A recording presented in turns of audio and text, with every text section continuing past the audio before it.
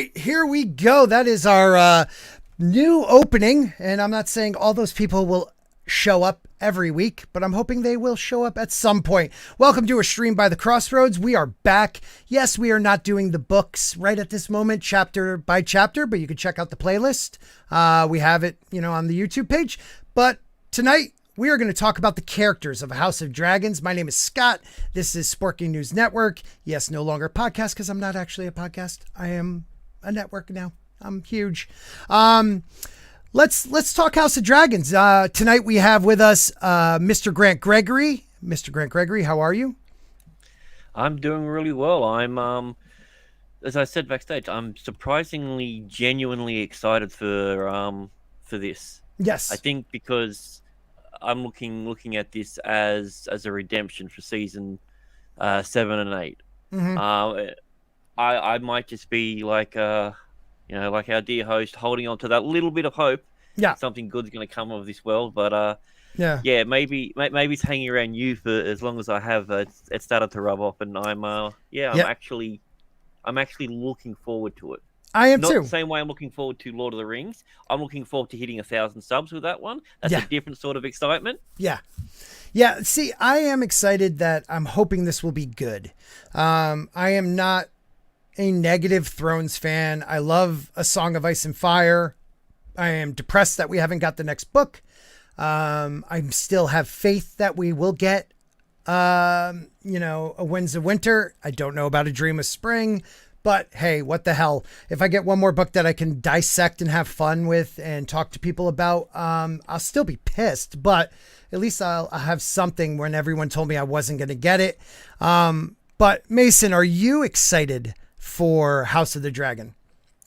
So I have felt every emotion possible for the show. I was very apathetic at the beginning. I was just going to try it out, see how I felt about it. Yeah. Then I started hearing the showrunners talk about it and how seriously they were taking it and trying to get George involved. Right. And they started doing the exact opposite of how Game of Thrones started. They started trying to put in this magic and prophecy into House of the Dragon. Right. And I was like, okay, now you've caught my attention. I've seen Matt Smith as is it Daemon Targaryen? Yes, right? he's Daemon. Yep. Yeah. The Rogue Prince. I'm very excited to see him, and I saw him with the tournament armor and the giant dragon on his head, and I was like, heck yeah, that sounds exciting. Yeah. And then I started seeing some of the other words that the actors have been speaking on it, and well, we're going to go over that tonight. Yeah. Soured my opinion on it a little bit. We'll go over that article. We're going to go over what the actors believe their character is supposed to be. We were going to actually do a breakdown of every character, not every, but the major players, like Alicent Hightower, Otto Hightower, Damon, Kristen Cole, but we're actually going to hear what the actors said because they just did an article about that. So we'll take a look at that. We're also going to go over what they believe the show's about, which I have my feelings about. Anytime I see patriarchy, I cringe, but in a way, we were talking backstage, Mason, in a way, this story kind of is, that's the way George kind of set it up. This story is about the men and the lords of the kingdom do not want a woman to rule. And that's how we get all the way down to Dany and her being the queen, so, we'll see how this goes. If they lean too heavy into that part and not the intrigue of the women and their factions, it'll bother me, but it is part of the story. So let's say hello to see who's out there. Zach, dude, I want to throw you into this. So DM me, man, and hopefully we can get you on some of the streams. Zach knows a lot, I believe, about A Song of Ice and Fire. So I'd love to have him. Keely Chow's in the house. Emotionally Unstable Amphibians here. Gap After Dark. Katina is no longer blocked. Makini Draws is here. Who else do we have? The lovely Sherry. How are you? Good to see you. And Tevin Daniels. Good to see you again. Keck44. Always nice to see you. Been a long time. Brent Brent, how are you, my man? Yeah, what's up, you crazy mofos? Soul Assassin, sir, the Sporkmotic of Sporkmotics. I appreciate you being here, sir. Bruce is in the house. How are you? Who else? Anybody else? The Awesome One. I believe that's his Twitch handle, because we are on Twitch, YouTube, and Odyssey right now. So, yeah, play that. I'm pretty dope. Everybody in the chat. Oh, Bruce, thank you. So Bruce subbed. Yeah, thank you, Mason. Bruce subbed because of Jeremy's appearance. Thank you very much. Our Saturday show is about Fire and Brimstone. Tonight is about the coverage of House of the Dragon, and it might turn into that after a little bit, but I'm going to give the show a chance. But I appreciate you subbing, man. I hope you stick around. We have shows every Monday, Wednesday, and Saturday, and other things darted around there too. So please hang out with us. All right. So do you think they're going to catch the essence? I liked what you said before. They're going to have more magic. So the dragons, I mean, pretty much the dragons, they're going to have the pyromancers. They're going to have all these things that the first season of Game of Thrones left out, because the first book really doesn't have any magic except for the White Walkers at the very beginning, the dragon's birth at the very end, and then maybe the warlocks of, I forget the name of the city, Tarth or Hearth, whatever. But the warlocks do a little magic here and there. But other than that, there's really not much magic. I think people should be excited for that. Well, for a series called House of the Dragons, and them having a heavy emphasis on the dragons, my worry is that you're going to see them in the first and the last episode only. Right. And then the rest of it's, that's going to be, you're going to have your big blockbuster introduction. They're going to spend 40% of their budget on the first episode, and then the rest of it is just going to be all interior sort of stuff without exploring the world. The fact of the matter is they have every reason to succeed. It looks like Game of Thrones. You have some phenomenally good actors on there. Where it can be let down and for us to be taken out of it is the script. Because from seasons 4 to 5 of Game of Thrones, you saw the difference in dialogue and script writing, and when you go back and watch it now, it's painful. I don't want it to be like that. Right. But at the same time, I'm happy to see anything within the world at this stage. Yeah, I am too. I think I still have a bad taste, Mason, of seasons. Well, I started getting disappointed after 5. 6 was pretty good, but 7 and 8 were garbage. And it still has a bad taste in my mouth. But from what I see with the showrunners, Miguel Sapochnik is, except for season 8, he did some of the best in the early seasons, in the seasons, even 7, he did, the Battle of the Bastards, stuff like that. He's the showrunner. George is involved. So I'm hoping it has George's writing, style at least. And that's the thing, because they sought after George, where it was the complete opposite of Dumb and Dumber, who didn't want anything to do with it, didn't involve him, didn't send him anything. Yeah, I mean, he admitted to that. Yeah. So I mean, that's what came out recently. So I think that's what I said. They've got every reason for this to succeed. Yep, Mason. Yeah, I think they were a lot more careful about who they were choosing to work on this. Shoot, I forgot what I was going to say. No, don't worry, man. You're newer to the streaming game, my brother. Hey, guys, if you are not subscribed to Mason, please definitely take the time to subscribe to him. He's streaming with us. He's going to be on every show if he likes, so get used to him, and he'll get used to this. It is not easy when you start, my friend. I forget things all the time. You just start bullshitting. That's all I do. So we're gonna start with the article. I want to know what you guys think about. Do you think I got to run and grab my drink, but take a second and really, what do you guys think the actors think their characters are? They representing what George wrote in Fire and Blood and all the other chapters he wrote in different books like The Rogue Prince and stuff like that? Or are they going to try to do, like, God forbid, Rings of Power, like, I'm the first BIPOC dwarf woman of color in the world? Like, what do you guys believe? I'll be right back.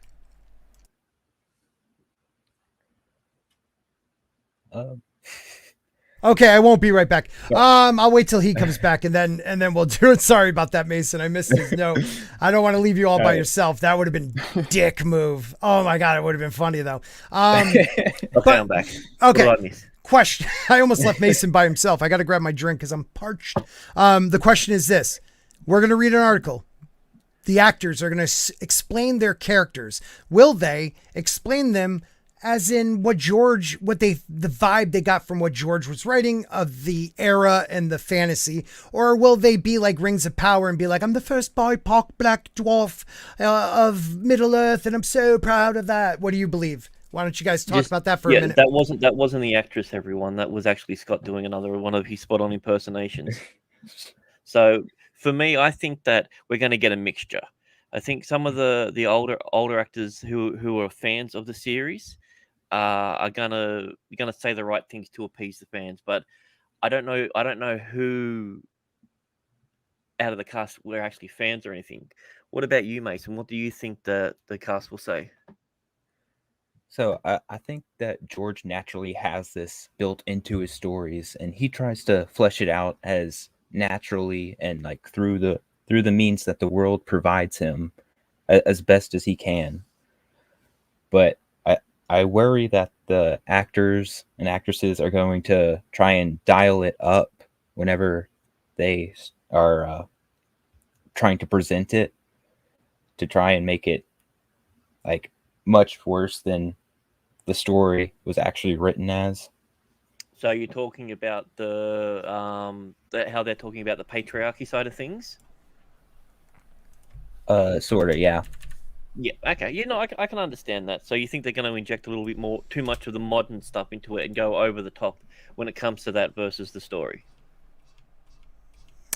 I think they'll at least try and push it as far as they can. Yeah, I agree with that one. I know Matt Smith said that he was a huge fan of Game of Thrones, and he's the one who I'm really looking forward to, even though I know he's not going to be in it for long. Mm-hmm. I'm really looking forward to his character. But there's also one thing about Matt Smith that I don't know if anyone notices. He doesn't stop growing from the forehead up. His forehead's getting bigger in every single role that we see. And he's not going bald either. It's weird. It is weird. Or he is bald. We don't know. You know what I mean? Like, that could be a toupee. I mean, I really hope this is good for Matt Smith, because like after he left Doctor Who, everything he's tried to do has not done very well. Like he did Terminator Genesis. That was really bad. Is he in that? Yeah, he's the one that killed John Connor. Oh, dude, I didn't watch that movie. After I heard that happen, I wasn't gonna watch it. He's also in what's that vampire with Morbius? Morbius. He was I actually enjoyed him in Morbius. I heard he was the best part. Yeah. You know, I heard he was the best part. He played it like a human and not some kind of meat popsicle. Yeah, right. Oh, all right.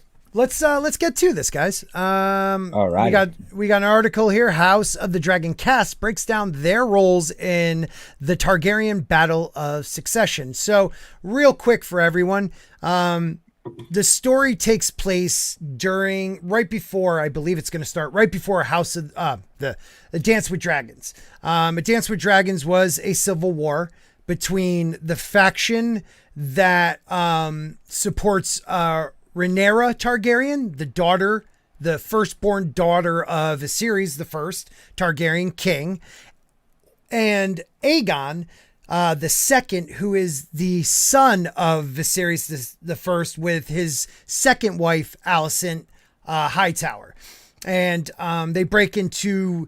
It breaks because, Rhaenyra was promised. She was there was like a coronation...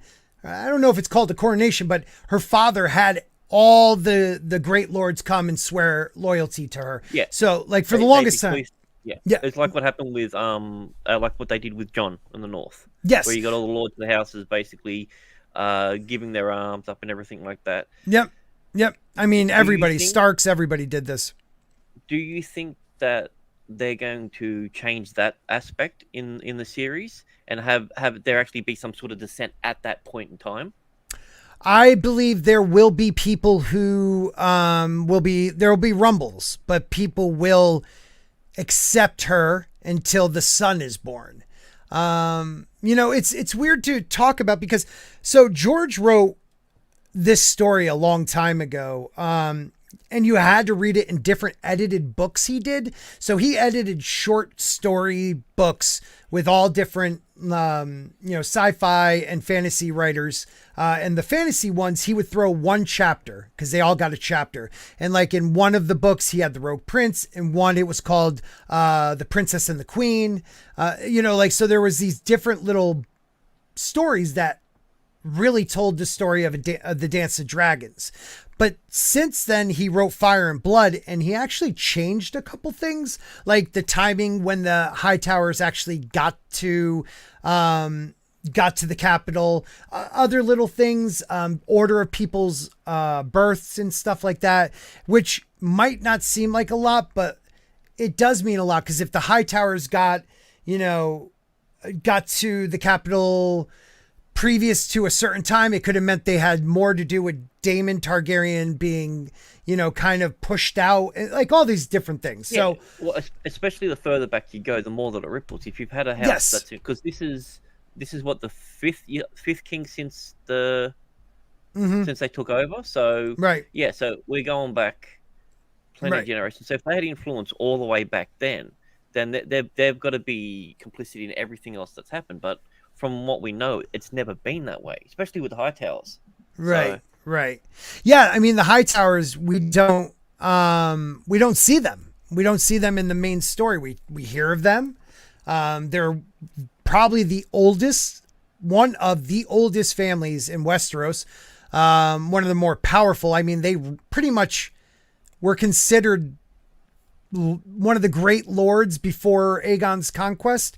I mean, their city, Old Town, was pretty much the ideal capital of the world of Westeros. I mean, it had the faith, it had the maesters there, it had so it had the religion, it had the colleges and the arts. So until Aegon came and started building his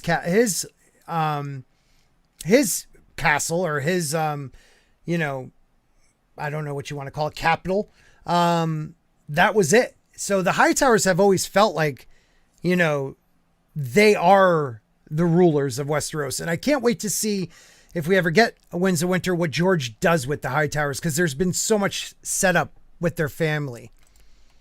Yeah, that's what I'm saying. Like, it would be interesting to see. I just don't want it to be one of these retroactive things where every single major thing that happened was this clandestine house in the background that was controlling it all. It's almost turned into like a Marvel trope. Like how many secret organizations have been around that are secretly controlling the world? Right, right. I just want to welcome, there's more people stopping in. Thank you guys. This is our House of the Dragon. We're just doing kind of a pre-series, talk about the cast and patriarchy and crap like that. We also, we will be doing this weekly. There'll be our Monday show review. Hopefully we'll have like Jane Theory, according to Christie, maybe Gary stopping by from Nerdrotic, and some others, Zach, and some others. But it is something I'm looking forward to, but I also am angry with, because like Stig says it best, it all leads to season 8. Until we get the books, it all leads to season 8. And I hate thinking like that. That's like Star Wars. It all leads to the sequels, to Rey. It all leads to Rey. But I'm trying to like block that out right now. I'm going to ask a really dumb question because it's something that I haven't even asked yet. This is in the same universe as Game of Thrones. Yeah. TV series. Yep. It's about, I want to say it's about maybe 100 years. Is it 100 or even more? So this takes place right after. I think it's 300 years, right? Oh, no. So it would be 200. So Aegon's conquest is 0. This takes place right after like 101, because the Great Council makes Viserys the king. So it's like, right after probably around 115, 120, around there.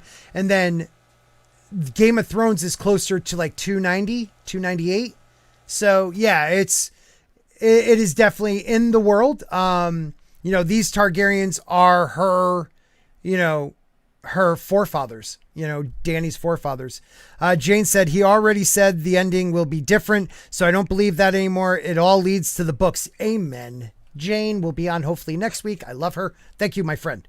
Hopefully we get an ending. We will. I'm trying to stay positive, man.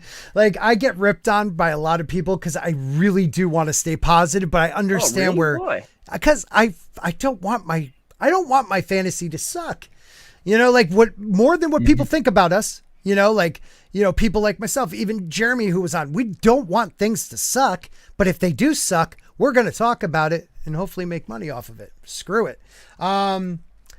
Stig says everyone in the main GOT series should be dead after season 8 because winter is still, he brought this up to me. And I never even thought about it. So, real quick, Stig sent me a DM and he's like, think about this, after season 8's over and John goes north, don't forget winter just came. And because it was like a unusually long summer, it will be an unusually long winter, meaning harsh winter. And winter will last maybe a decade. And they used all their food at the wall. Like, these people are all going to die. Like, I never even thought about it till he said that. Like, they're all going to die. I thought that was great. All right, so let's get into this though. All right, we've moved along enough. Let's see if these actors have any clue who they are. So we're just gonna jump past all this stuff, and we're gonna go right into it. Patty, how do you pronounce his last name? Considine? Considine? Yeah, he is King Viserys Targaryen. He was elected or promoted to king after the Great Council of 101. Okay, so that's he's the first elected one then from the. Okay, now I know where it is because I was still a little bit because I heard 400 years, 100 years, beforehand because we don't really go by dates in it. They do, but you have to be a diehard. No, I'm saying in the TV series. You're right. We get no references to a time period. Not really. We don't even know if they even record time. Yeah, they kind of go like 17 years ago or was like this battle. They don't do a lot. Like the Greyjoy Rebellion and Robert's Rebellion are the only time frame you get. And they say years ago, like 14 years ago, 17 years ago. But other than that, you're right. We don't get a lot. But so he was elected king after the Great Council of 101. He ruled though from 103 to I think it's like 130, 129. So he is the old king. His grandfather was Jaehaerys the First, who is the fourth king. So he's only the fifth king since Aegon. So it is still pretty new, even though just Jaehaerys ruled for 50 years. But yeah. So when you think about that, that's really like if in your own time, that's like your great grandfather's father. Mm-hmm. So someone within your lifetime would know the first king. Yeah, quite possibly. So you would know someone who knew them. So it's still, when you look at it that way, it's still a relatively new system and everything. Right. No, that's true, man. I didn't think of it that way. Good way of putting it. So when you think about the series, like, okay, so we keep seeing in the trailer, like they will burn the world and not to let a woman rule, like that whole thing. He's kind of the beginning of that. So he okay, yeah, that's right. No, go ahead. Because I'm no scholar of this world at all. I really enjoy the audiobooks. Mm-hmm. And is he the one that they created the omen that if you cut yourself on the throne then bad things will happen? I believe he was the first to cut himself on the throne. Yeah. And that's the reason Aegon created the throne like that. I mean, first, just because it looks badass. Second, yeah, it really does. Second, it's because, like he believed that you should not be comfortable if you are the king. You shouldn't be just sitting around comfortable. So why not sit on 1,000 swords? Right. But don't get pricked. Right. So, okay. I always screw up their names. Rhaenys Targaryen. Okay, known, and she's the older woman you keep seeing in the trailers with the long white hair. She was the queen who never was. Okay, so she is the daughter of Prince Aemon Targaryen, who is then the son of Jaehaerys. Okay, and let's just put it this way: you get to a point where all his sons died. And she is the firstborn child of the firstborn son. So technically she should become the queen. She should be the queen. Okay. Right. So they call her the queen that never was, because of the Great Council of 101. So the Great Council of 101, after the death of Baelon, who was another one of his sons, I believe. I sometimes screw that up, grandson or sons of King Jaehaerys. King Jaehaerys actually calls the Great Council. So like even he was worried about the succession, which is kind of messed up. But there was like 15 claims, who could be the king, and the strongest was Rhaenys. And she ends up losing. So and it was, is she the older woman that we see talking to the younger woman in the trailer? yes, The queen who never was? Okay. yes, Cool, I believe so. Cause she's the one who she is married to, not unusually dark Valerian guy. Corlys. Okay. Oh, yeah. Yeah. So that's Totally normal. Totally normal. Evelyn Best. Is that the actress? That's the actress, yeah. Okay. So that actress, yeah. So she is the first one that the Great Council really was created so that she couldn't become queen. So when people talk about like, oh, it's going to be about the patriarchy, actually it kind of is, because George wrote it that way. He wrote that, history keeps repeating itself. And whenever there's a chance a woman could become queen, somehow a man takes over, So, yeah, please.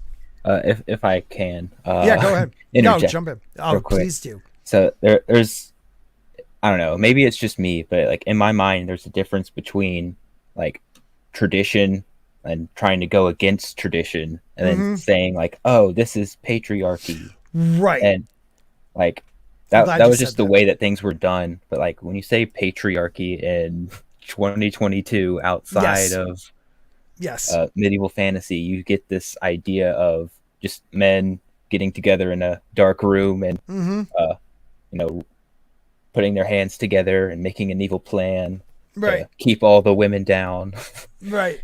Yeah, I think, you know what, man, I'm so glad you said it that way, because I don't think I said it clearly. That is perfect way of saying it. It wasn't because they don't want women to rule. That's fine. But it's not in the sense of how we use the term patriarchy. It was, there has always been a male leader, and we still feel like there always should be. And when we get to the present with Dany, she is the one that's going to break the wheel. You know what I mean? So she'll change the rules. But before that, it never was. It was always a king. Yeah. And like, there's reasons for picking a king instead of a queen. Like for one, there's the name that you need kings to have the same name to show that they're in the same line. Same bloodline, right? Unlike, you go to Dorne doesn't care. Men and women have but that's a different, even though it's Westeros, it's different. So and even does better, show it. The books have set that up to be, that's how their society operates. Yes, exactly. And that's one of their, I believe, something they're going to use against Westeros when the time is right. And that they're trying to crown one of the Baratheons, what's her name? Marcella Baratheon as the queen, because Joffrey died. So in their culture, she would be next. So like, it's another, political tool. So it's always political. I like Katina putting here, did George ever write anything about old Valyria and the world before Westeros? Yes, not a great deal. So there was the Empire of the Dawn is one of the oldest. And he just very vague about that. But yes, there is Valyria, Yeti. I mean, he has gone deep. He has gone deep. That's where, what's his name, got the Valyrian armor, wasn't it? Greyjoy. Yes. Yeah. Yep. And Jane, okay, jumping back into this, Jane is correct. You know, it wasn't about, okay, good way of putting it. It was about who people thought they would benefit from. So, you know, like both Rhaenyra and Aegon II, who really was Alicent, however you want to say her name. It was really the two women battling. They had men supporting them. Okay, so it wasn't just like all the ladies. Hey, the ladies singing babies. All the ladies supporting Rhaenyra, or Rhaenys. God, I screw their names up all the time. Rhaenyra, and all the men, Aegon II. It was a political thing. You know, it wasn't all about sex. Hail the patriarchy. Yes, sir. Right. But people now will use it. Like, and we're going to see this. So let's read this article and see. So King Viserys, let's see what the actor believes his character should be. Chosen over Princess Rhaenys Targaryen. Eve Best. Is it Eve? That's Eve, right? Yeah. Okay. Eve Evelyn. Yeah, I don't know why that name. I might have got it mixed up. It's fine because that name got me. To succeed the old king. We just really talked about him. So what does he think? Suddenly, when Rhaenyra mom dies while trying to produce an heir, she's left without a mother. And Viserys is somebody that doesn't know how to be a father to a teenage girl. So that has kind of a difficulties within itself. Referring to Viserys' daughter, blah, blah, blah. She's next in line. And then also the fact of naming her heir and what that means to the realm. What a big decision that is and how that affects their relationship going forward is huge. Despite issues surrounding who will succeed him, either his daughter or his younger brother, because at first it really was over his daughter and Prince Daemon Targaryen being the next king, and that's a whole thing in itself. That's what you see on the thing where he's like, I still haven't named my heir, and then that's like, but I'm your heir, right? Yeah. It was kind of a big deal. And he like goes and takes over the stepstones. I forget the name of those islands. Anyways, so that's a huge thing. He's not a tyrant. He's not corrupted by power or any of those things. He's just a good man and a good king. There's no war in the kingdom. Well, not yet, at least not while he's alive. In some respects, he's not great at the political game. That is very true. Part of being king is that you've got so many people pulling at you. So you're being pulled in so many different directions and you cannot please everybody with your decision making. I believe from what I've read, I think he was a weak king personally, who he didn't want. It wasn't about pleasing everyone. He just like almost stepped back. Yeah, you know what I mean? Afraid of any sort of confrontations, right? Of things. He was the king who sits, like, right. Yeah. So instead of making a decision, he allowed it to be in other people's hands. And when he died, you know, he really, because of being that coward and not backing his daughter or changing to his son, he's the reason why this war happened. What do you think, Mason? I always do you feel like I throw you on the spot when I do that? Because if not, just jump in when you're ready. I just don't want to leave you out. I don't know. Okay. Let me know. Don't worry about it. Don't worry, my brother. Next question, please. Next question. Move on. I take the fifth. I'm very new. You said something earlier, and it's rattling around in my head. The whole, not whether it was a prophecy or anything, that Daenerys was going to be the one who breaks the will. Technically, she was never queen. She never got to that position. She conquered the place and then got killed. Technically, the first queen to rule would be Sansa. She's the first queen of the North, at least. Yeah, like the one that's recognized as an official an official queen in Westeros, but not because there's no longer the Seven Kingdoms. You know, so that's what I'm saying. Like. Yeah, sorry, you said it, and it just started bouncing around my head. I'm like, well, technically, she never really was. Yeah, I mean, she was the leader of the Dothraki and the Unsullied and all that, but she was, you know, they referred to her as mother versus, you know, queen. It also left it unclear about the Iron Islands, like if they were still calling Yara queen, or if she was just the ruler of the Iron Islands. For some reason, they still stayed with the Six Kingdoms. Right. Well, yeah, so she wouldn't be able to do that then. So... But like Dorne still calls theirs like prince and king, I think, right? Yep. Yeah, that was part of like the bargain. Yeah. So they don't have kings; they just have prince and princesses. Oh, okay. Yeah. They recognize the Iron Throne as the king, but they are still allowed to hold their title of prince and princess. Okay. Yeah, that was like a mutual thing because they were really never conquered; they were married in, pretty much. Yeah, she burnt the shit out of the wheel. It was always a political relationship. You've got someone you don't know. Just send them to Dawn and get married off. So they're getting a bit rowdy. So yeah, and I agree, Jane. I love that they're princes and princesses, prince and princesses. I think that's cool. Because they're like, whatever, dude. We'll back off and we'll fight you again. They couldn't beat us when they had dragons. You know what I mean? Like, so bring it on. Yeah, Dorne is badass, and I hope when the book comes out, they're badass again. I want to play out exactly like Game of Thrones TV series. So, going back to the article, do you think that the series is going to be like a dumb oaf kind of king? No. Or do you think he's going to be like tied up trying to figure out the right solution? Like trying to do good, but not knowing how to do it?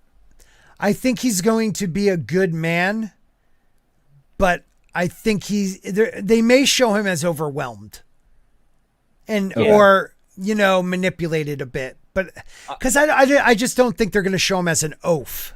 What do you think, Grant? Yeah, I was going to say, the actor I don't think would. He doesn't portray that just from the look of him. I definitely think there's probably going to be some whispers in his ear, sort of thing, kind of like what Wormtongue was doing in Lord of the Rings, sort of thing, but without the magical sort of thing. I think he's going to be advised in the wrong direction. Hi, Mrs. Flu. Yeah. Okay. Tell your husband I love him. I haven't seen him in a bit. I love him. Yeah, I agree. He's in Vegas now. You can go there. He is in Vegas. I hope he's going to Orlando. I really want to meet him. I'm going to Orlando, people. I hope everybody says Meek. That's probably a better choice. Good word. God dang it, Jane. I wish you weren't working get still. Your butt on here. I know. I wish you were here. And to that effect, a lot of you guys missed the opening, so we're going to play it real quick again for a moment break. Take a look at what Mr. Grant Gregg.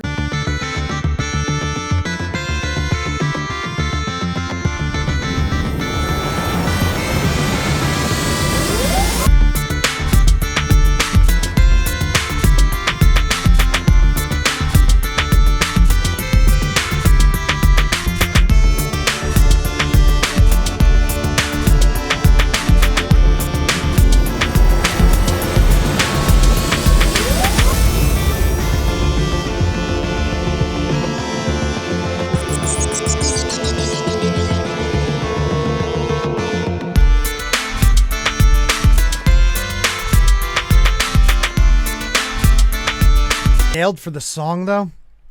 It's a medieval one. I've checked the back. We've got no copyright audio detected, and because it's someone else's work of a known thing, I've messaged them and asked them if we could use it. Yeah. And yeah, we'll find out next week whether it's changed or not, what we can use. I'm totally confused right now. Is that Emotionally Unstable Amphibian or is that Tina Bojan? Well, no, that's Emotionally Unstable Amphetamine. Oh, I totally missed that. That's fantastic. Yeah. Oh, Jane, you like it. Good. Yeah, Bosch is like copyright strike. Mrs. Flute, thank you very much. Amy, thank you. It's good to see you here. I don't like them, but anyways, that's a very nice opening. All right, we did good. You did good, my friend. And we'll still tinker with it a bit. I love how I look like a dork, but Christie looks like beautiful in it. I'm like, so thanks. Well, see, I only had her profile picture to get, but with you, I have hours of footage, so I can pick the frame that I think works best. I like that. I like that, buddy. I wish we It had was either that or Sporking the Fact. Illuminati face. We need Sporking Fact on every single one of our brands. All right, let's finish up with Viserys. He goes on, somebody who's trying to be a king who pleases everybody, and ultimately that has a very detrimental effect on everybody later on. Like we said, end of the day, he thinks about if they would have named Rhaenys, that he'd have been free of all of this. He wouldn't have to do it because it's a burden, and it's quite amusing that so many people are kind of, I think, vying for the power. They seem to think, I screwed up that word. They seem to think there's power that's sitting on the throne possesses, but actually it's a cursed seat. And again, like he does cut himself, and that is the beginning of like a bad omen of kings that cut themselves on the Iron Throne, like the Mad King, Aegon the Unworthy, people like that. And I think he says it pretty well. I think he has a hold of who his character is. You guys agree? 100%. I was going to say the same thing, but in a completely different accent. I like that. Matt Smith as Prince Daemon Targaryen. He looks a lot like him. They show a picture of him in his City Watch garb, and it looks just like the Rogue Prince cover. So that's pretty cool. Though I have to say, like, okay, so they might not be like the elves of this world, but Numenor, like the people of Numenor, like the closest thing to elves. So they're the closest thing to elves A Song of Ice and Fire has, the Valyrian people. And I just feel like if you want to show us Targaryens, they should be really beautiful for the most part.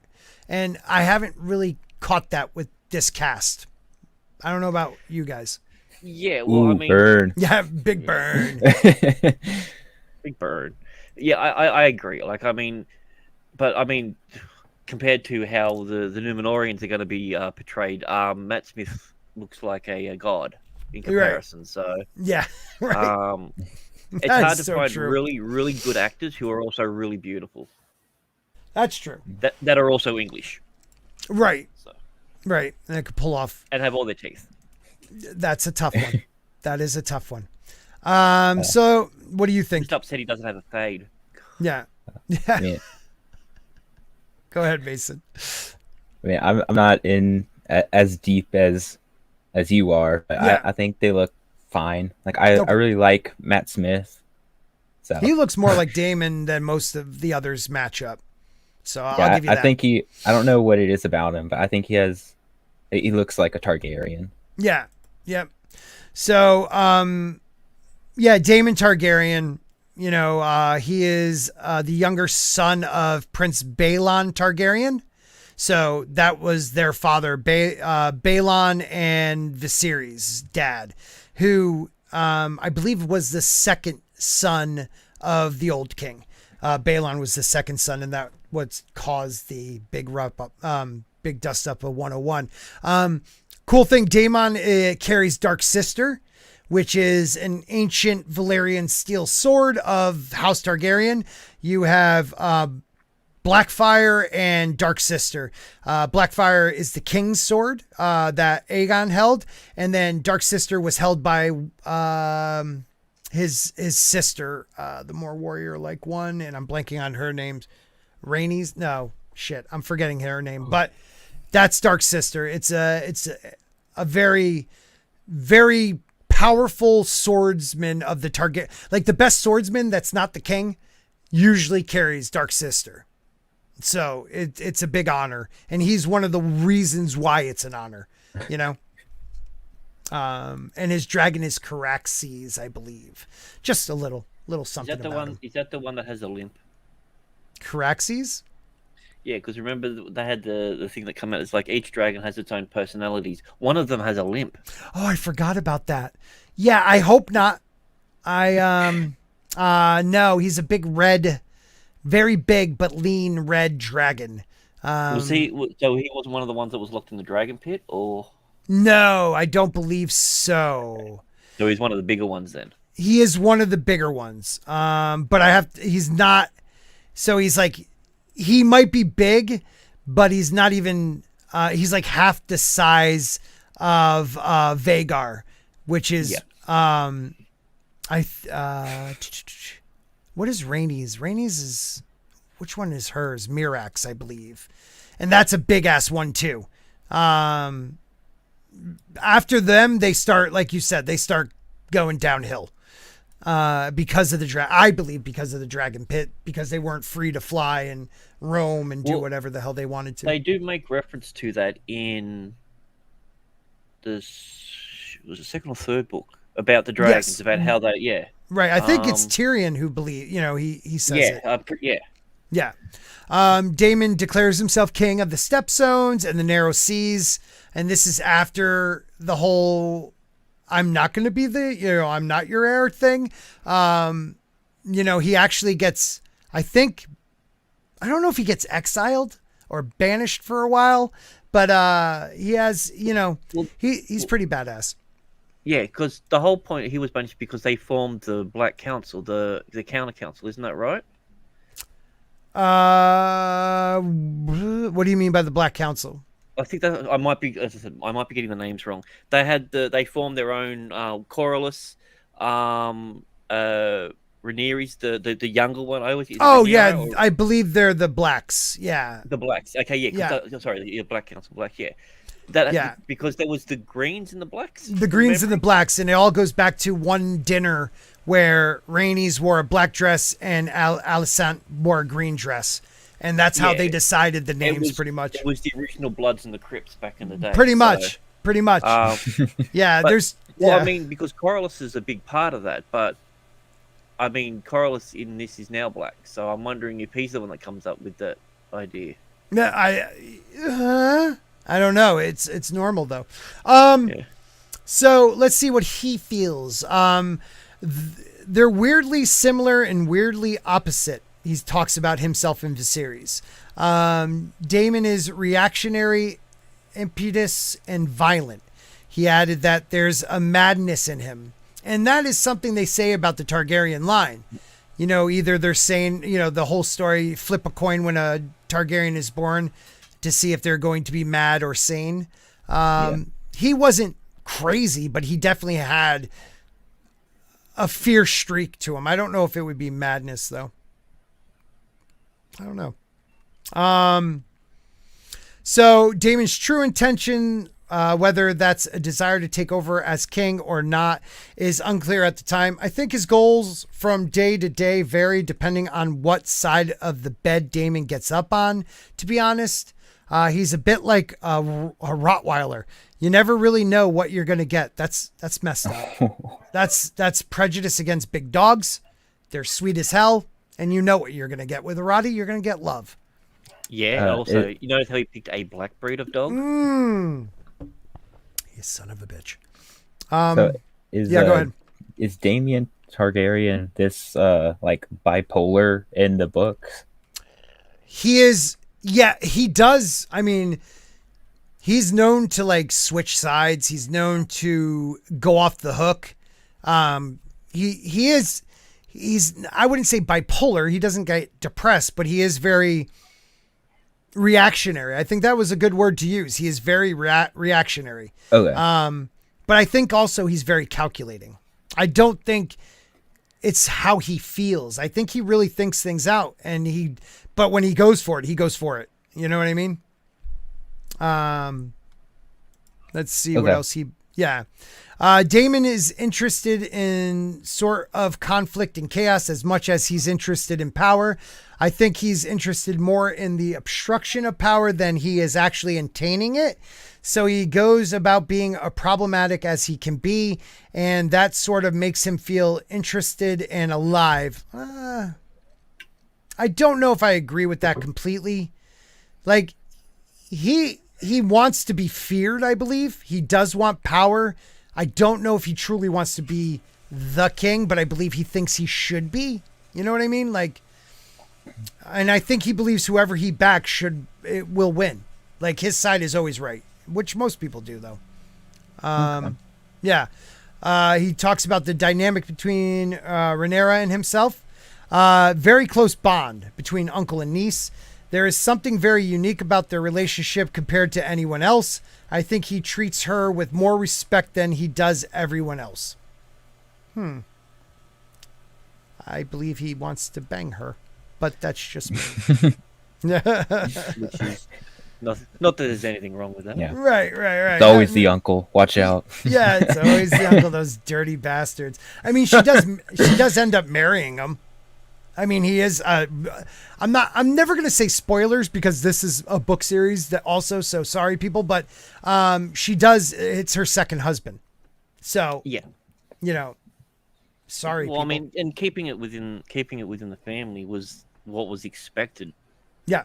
And Yeah. Because as soon as you go outside of the bloodline, you get someone like Corumm. Right.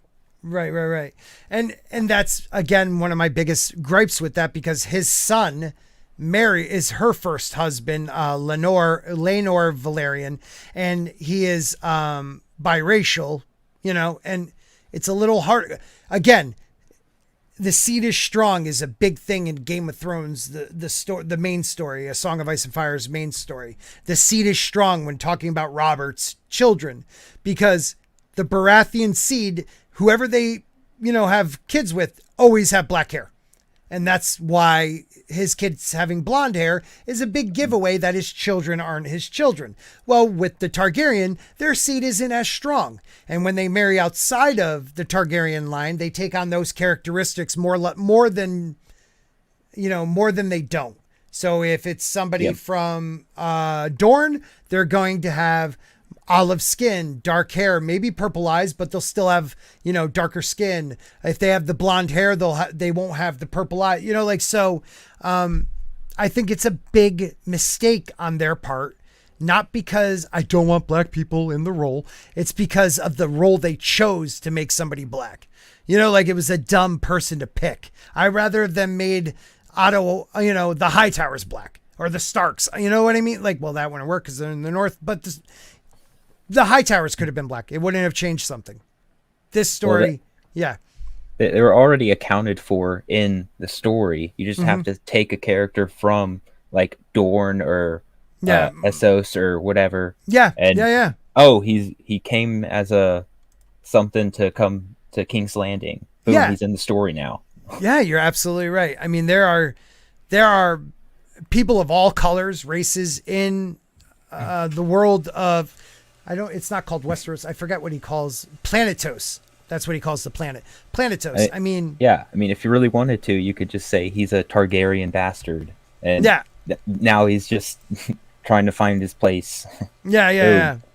Well, I mean, that'll also endear the character, because what have we known from all the bastards? They're either really, really good or really, really evil. So, you know, it'll give you that cool dichotomy. And if he's treated like shit because of that, it has nothing to do with the fact that he's black. Right. But then they can't. But then, I mean, if it was me, I would do the make him a bastard. Yeah. Well, now they're trying to say it's just because you don't know. They were never told what his mom looked like. Seriously, man. Like, he should then be biracial looking. I'm sorry. For the most part, maybe I'm wrong. And if I'm wrong, correct me. But most of the time, biracial people aren't as... And am I wrong? Dark-skinned as this gentleman? I mean, this gentleman's, you know... It varies. I don't know. That's why I'm asking. Yeah. Like we had two Fijian Indian kids that were at school. They were brothers, born 2 years apart. One of them was as white as me. One of them was as black as the Ace of Spades. Yeah. And they were biological 100% brothers. Right. So I could, one takes more features from one parent than the other. Yeah, okay. It really Still, depends. I'm sorry. It's hard to believe. His parents, we don't know anything of his lineage. Is that correct? Or who? We know. I mean, his dad is a Valerian, so we should because of the name. But it's the mom. We don't know the mom. And she was a Baratheon? No. Whoa, good question. I am blanking on that right now.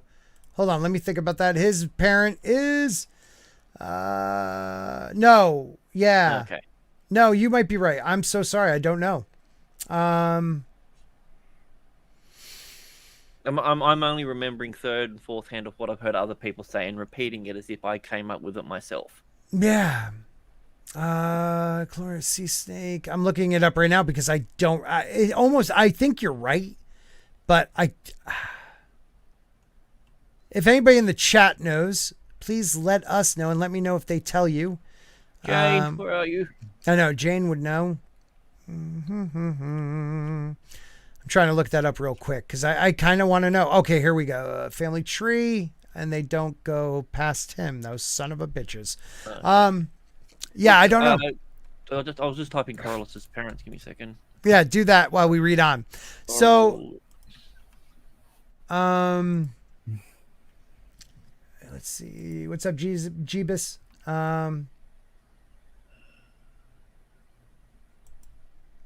Yeah, Bosch says, don't you guys remember A Dance with Dragons?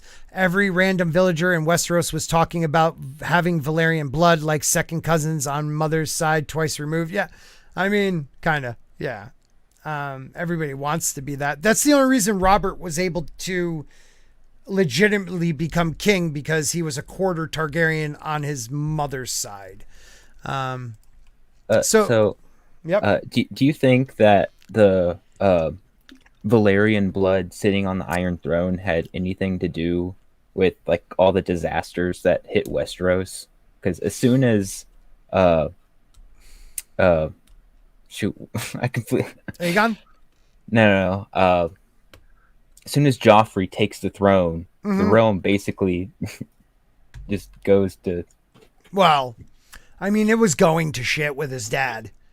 You know what I mean? Like, he didn't run it at all. They were in debt up the arse. Yeah.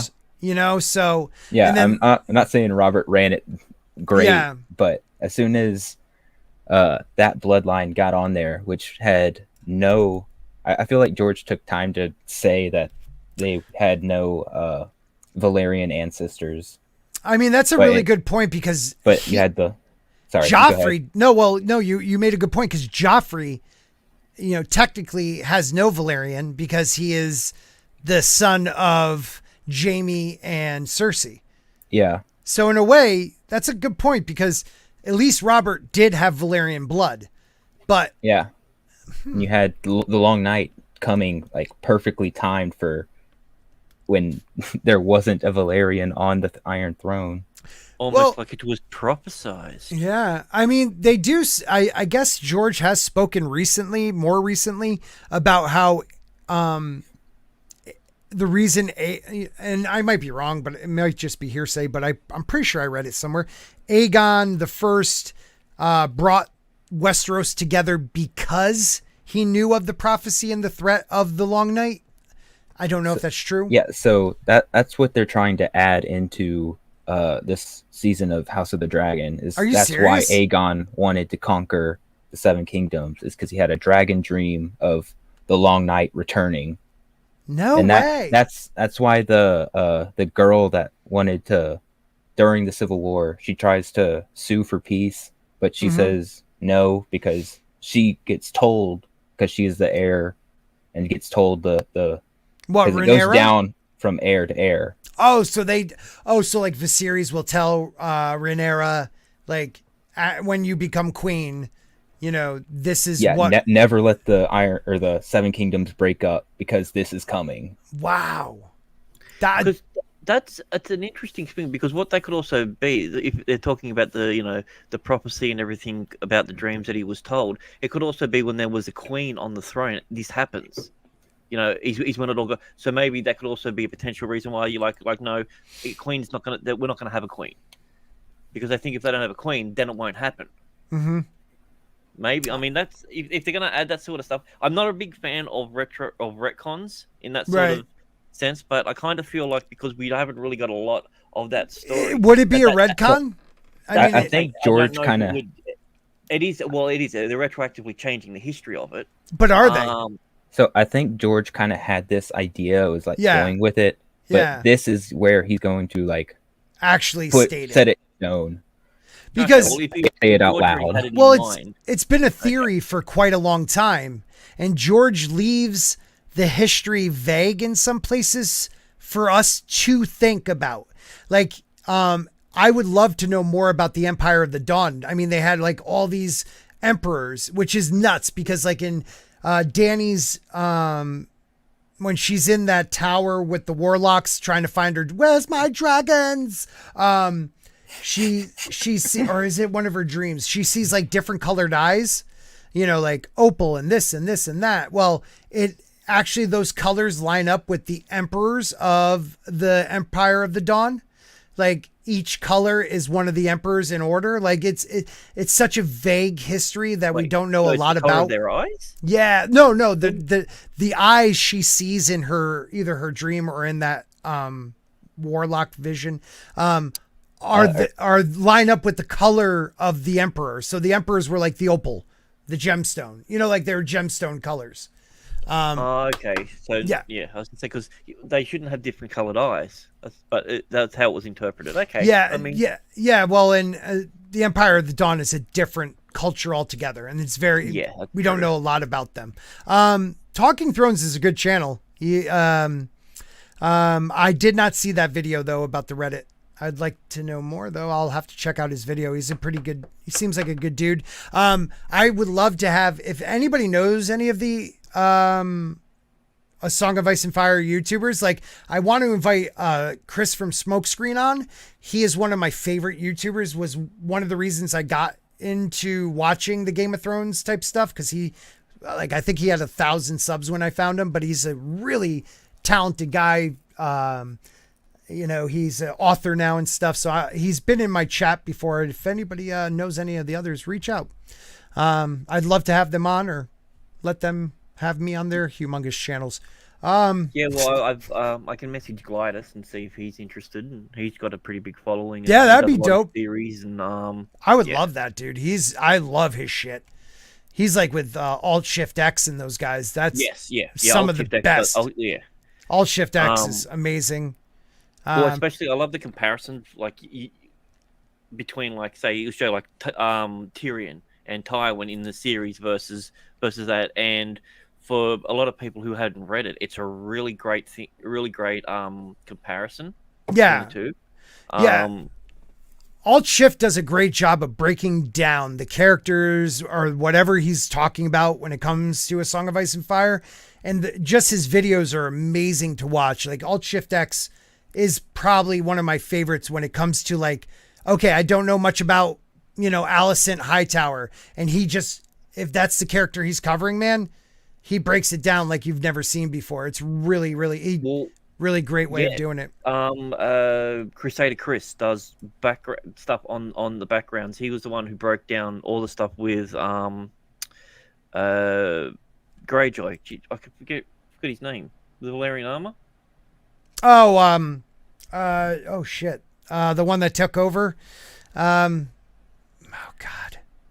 I keep hearing a V in my name. Let's think. Yeah, I know who you're talking about. He's the one that won the King's Moot. Yeah, I don't know why the name's escaping me, but like it went into his history and how different he is in the book. Mm-hmm. And how he has a lot of magical elements about him. How he captures people and he tortures it. And like, are you talking about who? Wait a minute, say it. Are you talking about Euron again? Yes, thank you. Yeah, Euron. Jesus Christ! I was just about to go through a Dance of Dragons. That's why we have you here, buddy. Yes, Mason. See, you just won the day for us. It's all these V's and the bloody Valerian names that are confusing us. Dude, it's just so many names to hold together. Thank you to the 26 people. We've been holding steady around that number, 26 to 30. You guys rock. I really appreciate the dedication. Hit that like button, share it out. Comment afterwards too. It really helps. You know what? I haven't. I feel awkward tweeting. You know, I don't know why. Like, get your producer to do it. I probably will, because like I've watched Drunk do that for years now, and look where he's gotten. You know, like, but he sounds so cool when he tweets people, and I'm like, sound like I'm begging them. So I got to figure out how to do that. I like cheese. Yeah. Peace be my friend. So Alicent Hightower, she is an attractive young lady. Okay, so Hightower is looking better than the Valyrians. Thank you. And she is good looking, but the way she's drawn in some of the artwork, she's more like, she's not supposed to look so innocent. Like, Alicent Hightower is one of those weird characters that, like, she was reading. So when Jaehaerys was towards the end of his life, she was young, and her dad had her come to King's Landing and read. She would read for him. And he kept thinking she was his missing daughter. Was it Sarah? I can't remember which daughter it was. Give me a second. She would read. Yeah, Sarah. So Sarah was, he would always mistake her for Sarah, who he like had a very bad falling out with. And I think like it was planned that way. Like they knew like this young girl would spark something. Like she is kind of the Marjorie. Yeah.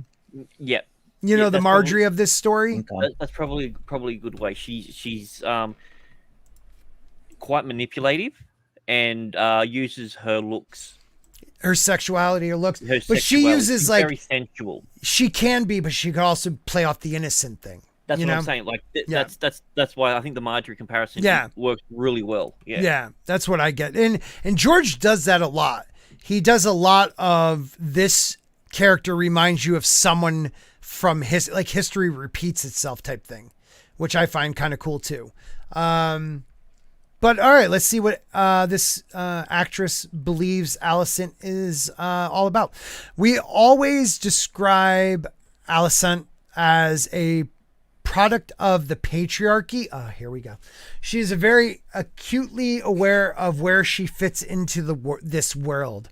And I think when we find her, it's not been an issue for her thus far. She's quite content with where she is, and she doesn't mind where she's going. Let's just see what you guys have to say with that. I mean, it's a bit of word salad. Again, I think Mason said it the best. Like, the idea of the patriarchy is such a 20th century thing. You know, like, the way we think of it, but the way this is how it always has been. A king should rule, you know, like it's, I don't know. I just feel like you put it better than me. Can you say it again, Mason? There's a difference between just referring back to your traditions and norms rather than saying, oh, it's a product of the patriarchy. Like they just said right there. Yeah, you're right. It's like she's not. She is a woman in like a medieval world. You know what like this is just how it was. If you want to use the term patriarchy, whatever. Yes, it's ruled by men. I mean, that's really what patriarchy is. It's not a 4-letter word. It's just means it's a society where men lead. And that's what this world really was. But again, like we talked, Dorne is not. Dorne is whoever is next in line, male or female. Yeah. And I mean, when you have a story about a guy that gets dealt a bad hand of cards and has to deal with that and find a way to get himself to where he wants to be, right? You don't see him blaming some sort of social construct. He just has to deal with it, suck it up, deal with it, and start working. Good way of putting it, man. Good way of putting it. Well, if you would, he'd have to. You got to use what you have. It's called lady luck. So, lady luck, right? Yeah, there you go. The lady luck. She goes on, but of course, things very rapidly change due to decisions completely out of her control. Carrie says, despite all the shifts in dynamics, the actress says it's unclear how Alicent feels about it all. She doesn't know what she's feeling. She doesn't really know what to choose, but the key is that she's made to believe she can choose when in reality she knows she can't. I don't know about that. Yes, her father Otto definitely pushes her in a direction, but I believe she wants power. Yeah, well, that's what I'm saying. Like, I don't think that's the case. If it is, this must be really early in her life. Mm-hmm. But I don't think it is, because she doesn't look like she's a teenager. Right. Well, two different actresses, actresses, right?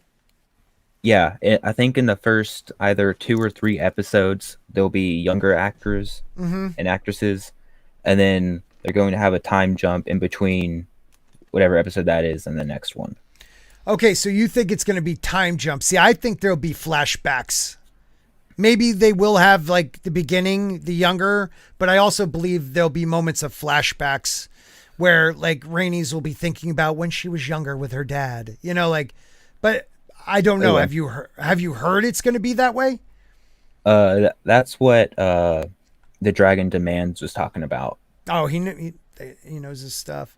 So Yeah, our he's source, been paying quite close attention. yeah, I guess our sources say that. Anytime I read anything from another YouTuber, he's now my source. Well, let's just see what the people in the chat say. We put up a poll. Do you think they'll use time jumps as a narrative device or flashbacks? Nice. Or which one you prefer? Either way. Yeah.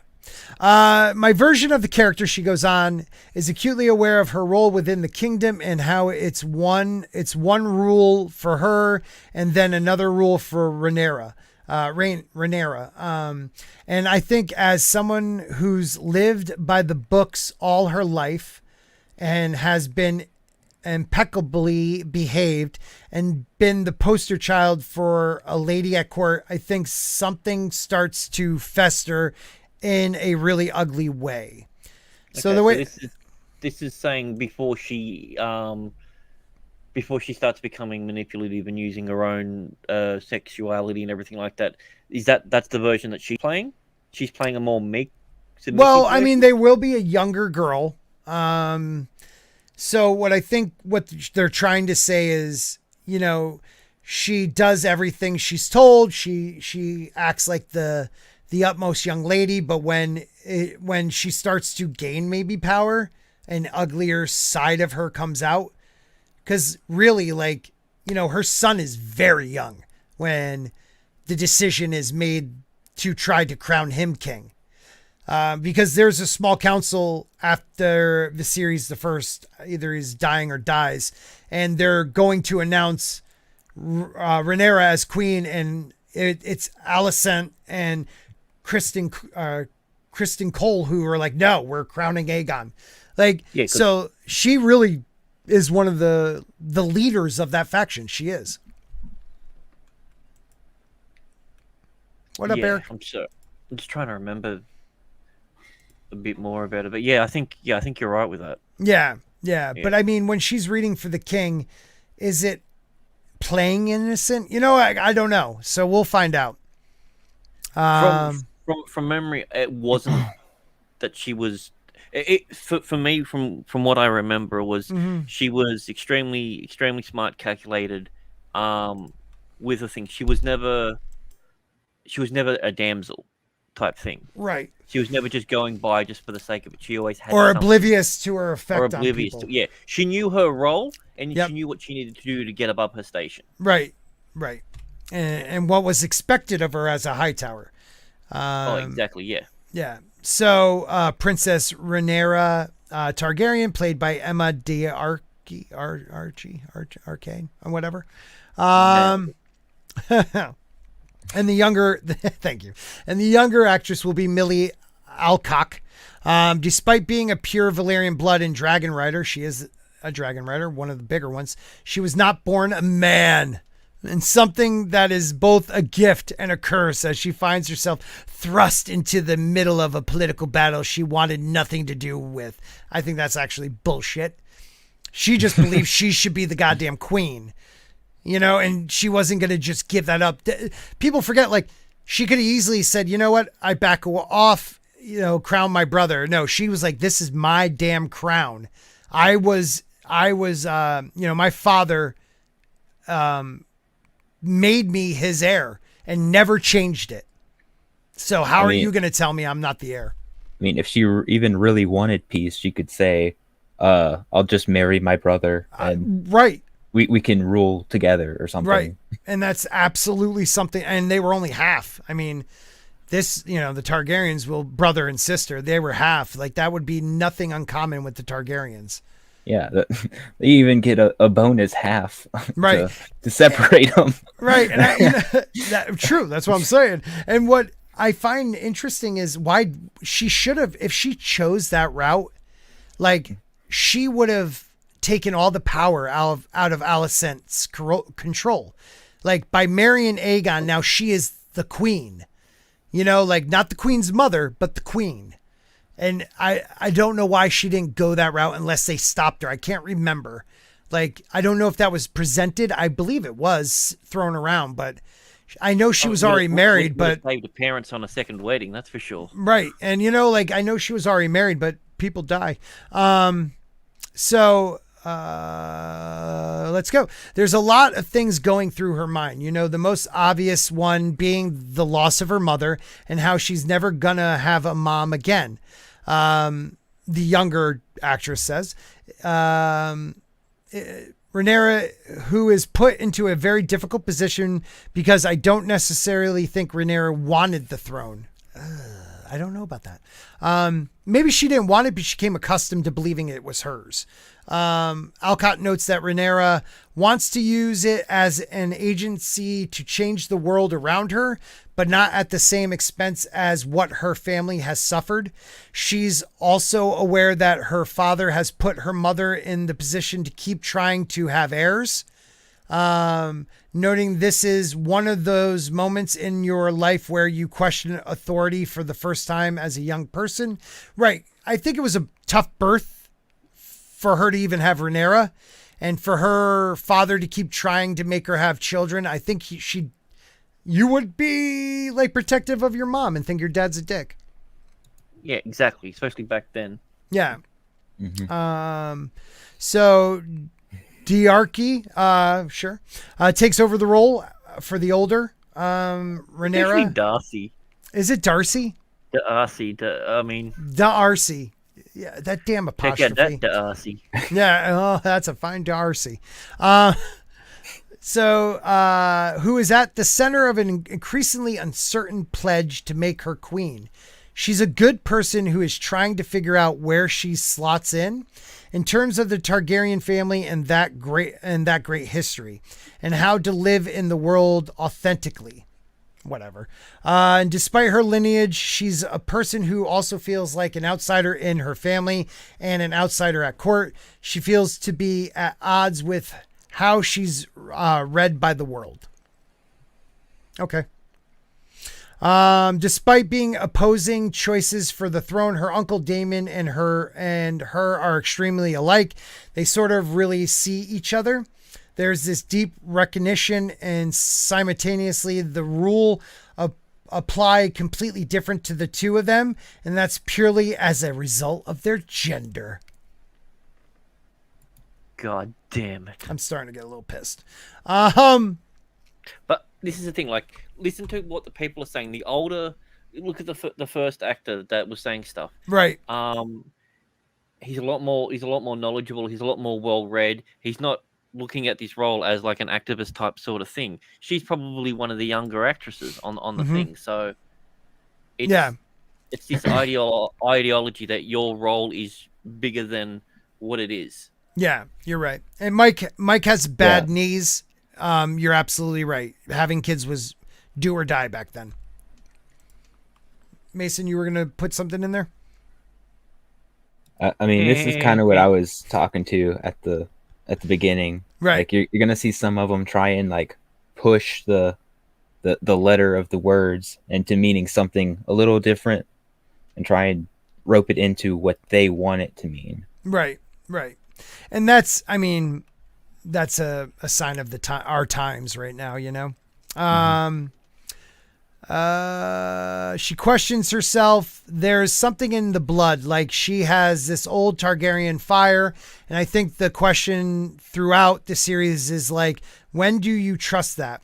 When do you let that burn in spite of the amount of chaos that a fire can cause? She explains, noting that Rhaenyra is conflicted over whether to do right by her father or choose a different path and what that looks like. The actress adds, she's had a spork in the road. You like what I did there? Meanwhile, when it comes to Rhaenyra's relationship with Alicent, the dynamic between them certainly has shifted as they've gotten older, and both of them have been positioned to fight for favor of the king. But Darcy points out it's not the most fundamental desire, she says. The most fundamental desire, I think, is for some sort of reunification, but the circumstances make that kind of impossible. Okay. So the way in which she's wording it, they've changed her character then. Because she's talking about this as this is what her is, this is her motivations and everything, which were never like that in the books. Mm-hmm. Right. So perhaps, maybe she's not taking more of an activist sort of role. Maybe that's legitimately how they wrote her in this. Valid point. And really quick, Darren, like my father before me, good dude. Hope your health is good, my friend. I'm so happy every time I see your name up there, man. Hope all is good. Yeah, you're right. I mean, it is dependent. I mean, a lot of them probably have not read the material. They've only read what is written for them. A lot of actors don't want to dive in and see what, the original character is written like, because they want to have their own take on it, which I hate. Yeah. Yeah. I mean, that's why I respect someone like the guy from Dune. What's his name? Tim Lish. God damn it! Just had his name. The main guy in Dune. Yeah, the kid. The kid. Timothy Chalamet. Chalamet. Yeah. He was seen on a train reading Dune constantly all the time, and it was around the time that he was cast. So he found out that he got that role. Tim Lachey? I don't know. Yeah, Yeah. So someone like that who got deep into the lore and everything, yeah. I can respect that as an actor, and I think it shows in their role, because it's not just that they can put their own spin on it. You can always put your own spin on it, but the easiest way to put your own spin on a character is know the character. Right. And the reverse of that is the second actor who plays Dumbledore for the most of the series never read any of the books, and he plays Dumbledore like, did you put your goblet of fire? And like Dumbledore said calmly. Yes, exactly. I can read it right now. I probably have it right here. I do. I read that you put your name in the goblet of fire. Right. It literally says, Dumbledore with a smile says calmly, Yeah. He's soft spoken. He never looks like this great wizard until like moments where he has to, where all of a sudden he looks large, and there's very few moments like that in the book. He is so always chill. So he's so OP in his power that he doesn't need to project anything. Yeah. So to me, come on. Oh, and he's gay. Yeah, Michael Gambon. Thank you, my brother. Dude, you played him so different. Don't get me wrong, I didn't mind that Dumbledore, but that is not Dumbledore. Dumbledore is so he underplays himself to always be the cheerful, soft-spoken, fatherly type in a way, and it's bullshit. That dude is about as fair-skinned as a wreck. Oh man, I'm not reading that. So this is okay. I'm going to do this right here. This is the character that we were talking about before. And right here is what most of the artwork represents him as. So yeah, that's virtually identical. I mean, the hair's a little bit lighter in the show than here, but about the same. Could be twins. Yeah. No, he does. He does have a beard, doesn't he? Oh crap! Now I have to go all the way back. Oh crap! I forgot to push. Oh the other no! Thing. No, don't worry. We got this, guys. Continue reading. Pew. I know about you too. But I think they could be twins. The twinsies. So that's actually the plot of season 2. It actually turns out that he killed the original one and took his place, and no one noticed. right, Yeah. he was always the evil. He What was if the this evil. is actually a faceless man? A faceless man not been walking. God damn it. Well played, sir. Well played.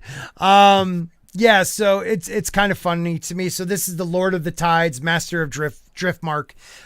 They are not dragon riders, but they are Valerians. They're probably the oldest house that is what do you call it? Like God damn it. Supporters of the Targaryens, like the allies. Thank you, allies of the Targaryens. So it was always like the Targaryens had the air, they were the sea, and since the time of Aegon the First, the creation of Master of Ships, there have been 4, and 3 of which have been the Lord of the Tides. So everyone assumed he would be the next one, and I think he was handed over. It was stepped over. Maybe the Otto Hightower had a little something to do with that. So I think he held a grudge over that. Very cool character, man. The sea snake, had many really cool voyages, and probably could be, I think they're making a show about him by himself. 9 voyages or something like that. So, or they're calling it the sea snake. So is this gonna?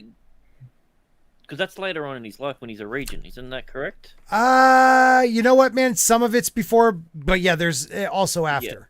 Yeah. Yep. Okay. Yeah. Because that was the one that involves him working with House Stark. It's the only time I can remember, because the Starks aren't really big in this. Not at all. I know that, but I know. Shit, am I getting it mixed up? I'm sure it was Sea Snake that dealt with House Stark, and he was one of the regents. No, I think you might be thinking of after the Blackfire Rebellion, the time of the wolf. It could very well be. I've read the stuff and I've retained little bits of knowledge from here and there, but I hadn't. I still get it confused, man, and I've read it religiously, so I would sometimes have mixed up between Rhaenyra, Rena, and. Well, that's dude. Like, please, it's the women's names that screw me up. Well, there was also they're all aunties and nieces of each other. It's not like they're in the direct line, right? So... What were you saying, Sorry, Mason? Mason, you were saying? There was also that. Isn't it Nymeria and the 1,000 ships or something like that? Yeah, 10,000 ships. 10,000 ships. Yep, They're talking about doing I think it's gonna be like a cartoon though, I think, or something like that, or an anime. And that would be a dope voyage to watch too. All the places they stopped and before they landed in Dorne. Like, there's so many cool stories that you can totally take and have diversity. But this guy is not the one. I'm sorry. It's just, maybe I sound like an old man. I don't know. It just, to me, it was stupid. I have no issue. I wonder if they're going to do the whole, is he really the father? Well, that's, again, her children, like, some think it's one of the Strong brothers. Some think it's Daemon and not her husband, Laenor. Like, it screws it kind of up in a way to me. It screws it up in a way. So this just came to mind, but do y'all think that the show might suffer from like what Iron Man 2 and Mando season 2 suffered from trying to set up so many spin-offs? Because I think from this one, they're trying to set up either an Old Valyria spin-off or a Doom of Valyria, something like that. Yeah. And then this one, and I don't know how many other ones they're trying to set up too. Well, yeah, also doing. I don't think they're going to. Well, I see what you're saying, but they're all separate entities altogether. So it's not like somebody in this will just be an episode to play off another one. You know what I mean? Like a in-season pilot. What do they call that? Backdoor pilot. Like a backdoor pilot. Yeah, they're all so separate. Yeah. Okay. So you don't think that it'd be a problem to like have a whole scene dedicated to try and set up a potential pitch for a spin-off or something? No, because they're all so many. The years are so far apart. Okay. You know, like the 10,000 ships happened way before this. So I like thought there was only one other project apart from this in the realm, and that's the animated one. No, I think they're still in the works with like 4 of them. Dunk and Egg, right, Mason? I think they have 3 greenlit animated projects. Yeah. But they have a lot of potential live action spin-offs that they're eyeing to do after this. And I agree with you. Oh, go ahead. Wait, is Dunk and Egg story even finished though? No, and it's such a fun story to read. But it's not. It's not done. He's still. The next book is going to be the She-Wolves of the North or something like that, where all the men pretty much died. The lords of Winterfell, and it's the women kind of battling it out to see whose son takes over, type thing. It's She-Wolves of Winterfell. Yep. Yeah. It should be really good. But I think he has a couple more. Like I always thought Dunk and Egg would lead up to the tragedy at Summerhall, where Dunk and Egg lose their lives. So, I think that the two spin-offs that George was really pushing for was either a Dunk and Egg live action or a Dance with Dragons, and Dance with Dragons won because he wanted dragons. Yes. Yes. I agree with you, Mike. I don't want to know. There's certain things I don't want to see, and the Doom of Valyria is one of them. Because there's so many different theories of what happened. A lot believe it was the infighting and the death of the wizards that caused the volcanoes to explode. Some think it was four flames. Right. Yep. 14 flames. Sorry. Yeah, and I believe some believe the creation of the Faceless Men happened in the pits of Valyria, and did they cause the doom? Like, so there's so many different reasons. So I'm with you. Hedge Knight is good. Turns out it was patriarchy all along. All right, let's see. We have a lot more, so maybe we won't go over all of them. But we'll definitely go over the Sea Snake. His moniker comes from his time as the most famous nautical adventurer in Westeros. So this is the Sea Snake he did have a lot of adventures before this story. Okay, yeah. He did these 9. Oh, so they were before in his youth, the 9 legendary voyages in his youth, and brought back wonderful things that he could turn into wealth, self-made wealth. That's a real source of pride, but also it fuels his resentment. Why? I don't understand that. How dare I make myself rich? How dare am I rich? How dare you respect me? Yeah, right. Since then, he's built his house into a powerful seat that is even richer than the Lannisters, and that claims the largest navy in the world, making him a crucial asset to Viserys' inner circle, even if he's still not happy that his wife, Princess Rhaenys Targaryen, was passed over as queen. He doesn't hide the fact that it irks him that his wife is not on the throne. And Rhaenys, because he believes she is more qualified. In fact, sometimes it looks as if it hurts him more than it hurts her, because there are moments when he's just like, it should be you. And she's like, leave it. We're rich. And he's like, no, it should be you. Like, I don't want it. Yeah. Queen. She's like, she almost sounds like the critical drinker. It's fine. It'll be fine. It'll be fine.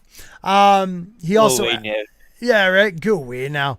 He also adds motivation for an awful lot of this season is about the pursuit of his family's legacy and planting their name in history. As a result, the actor teases that Corlys is doing a lot of maneuvering to get his wife or someone else in the family into position of power. And while that desire to elevate his family position is admirable, he has this dangerous ambition that could lead to more trouble than it's worth. His vision for the family, where the family should be, is what's going to cause a major rift between him and his wife. Yeah, so far, I think he must be at least a bit knowledgeable with the source material, because that sounds pretty accurate to me. Yeah. So this is his wife. his wife, Rhaenys.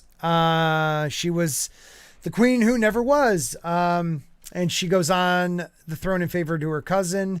She was the best candidate for the job at the time, but she was passed over because she was a woman. And that's true. Consequently, she doesn't have a role as a result of this terrible miscarriage of justice. Best ads explain that when Rhaenyra suddenly becomes the next in line to the throne, it was like a sword was plunged deep in her heart, reopening a wound that she spent a long time trying to recover from.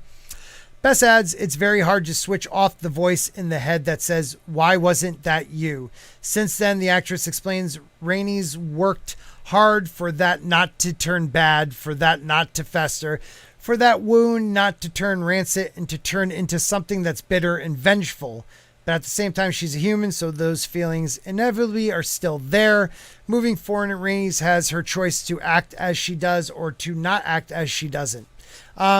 And true, her not reacting when she definitely she should have been the queen.